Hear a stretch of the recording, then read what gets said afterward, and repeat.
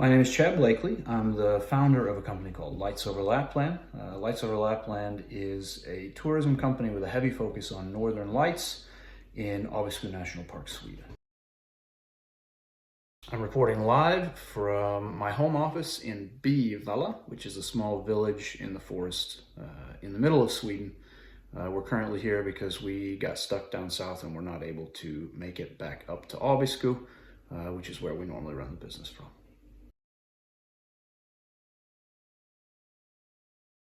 The biggest issue we're seeing right now is that for the last month of the season, we had a really high rate of cancellation, and of course people weren't feeling comfortable traveling, so there weren't nearly as many people in Abisko National Park, which meant the hotels were empty, the buses were empty, and many of the tours were empty.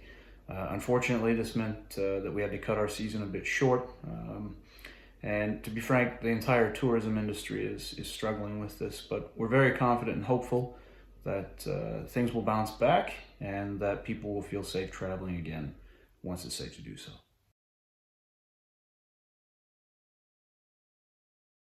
The simple answer is yes, of course.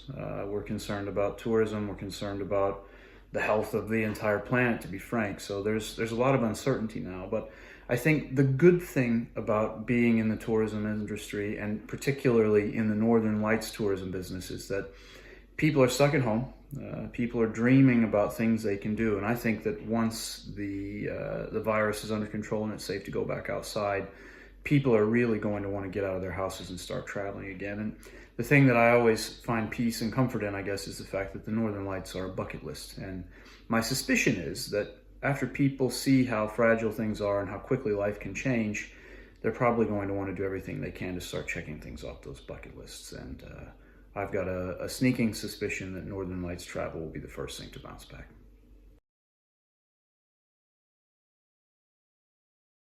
Lights Over Lapland has two webcams which are pointing up towards the sky and showing a really beautiful scene in Abisko National Park.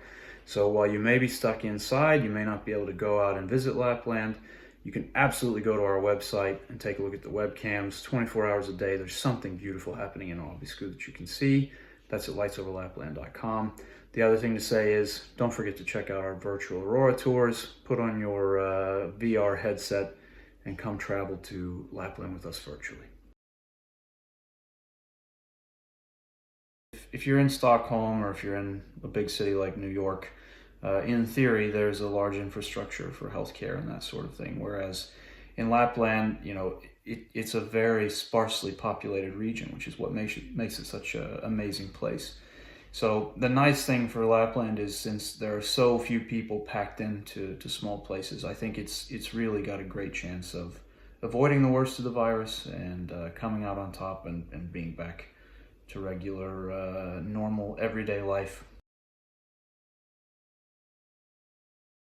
Laplanders are quite resilient, they're quite self-sufficient, they're used to getting out on a snowmobile and going out in the mountains and catching their dinner and melting ice for water and that sort of thing. So I don't really sense that the community as a whole is overly concerned.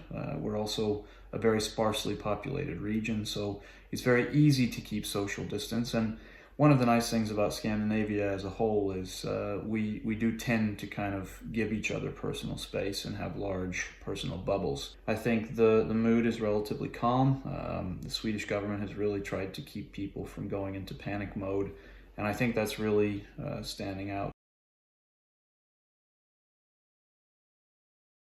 Well, I think I want to go and see my family in the States. I'm originally from the United States. I've got a 93-year-old grandmother. I've got a mother who's in her 70s. I've got a sister and several nieces. And right now I feel quite isolated from them and quite far from them. Normally, if anything happens, I can get on an airplane and be there in a day. And right now I can still get there, but it's just a little bit more difficult. So I think the first thing I'm going to do is travel. And I suspect that I'm not alone. I think the travel industry will bounce back, and I think in the same way that I want to get out of the house and go see my loved ones and see new and exciting things and check things off the bucket list, I think the rest of the world will feel the same way.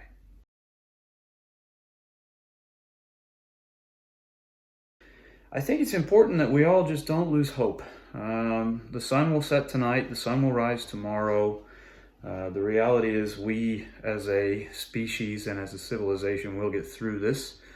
I just think we have to find that new normal, and I think something my sweet old grandmother said to me a couple nights ago has really resonated, and that is, this too shall pass. Things come and go. The world goes through ups and downs. In nature, we always have ebbs and flows in everything that happens, and I'm confident this will pass as well. There will be a day again that we're all out together. Don't give up. Know that there are still beautiful auroras dancing in the Arctic, and that we'll all be standing under them in person again very soon.